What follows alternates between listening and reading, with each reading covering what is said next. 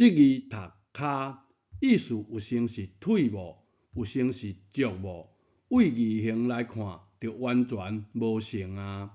即字啦，并曲下切，发音就是读骹。第9集有详细讲过。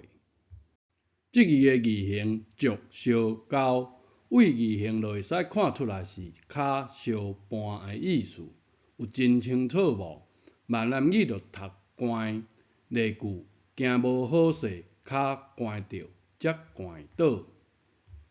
你课文拢乱教，人正字讲即字才是掼呢？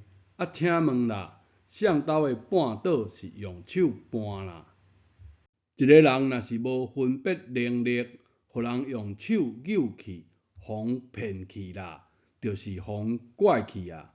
即字就是拐，字形是将手将别省，为字形来捌字，较袂互拐去啦。人的骹、手骹拢写即字，即字骹嘛有下的意思，足相伴，字形就是安尼的意思，敢毋是？读音就是掼。有分别能力，就袂互教育部即种诈骗集团拐去啊。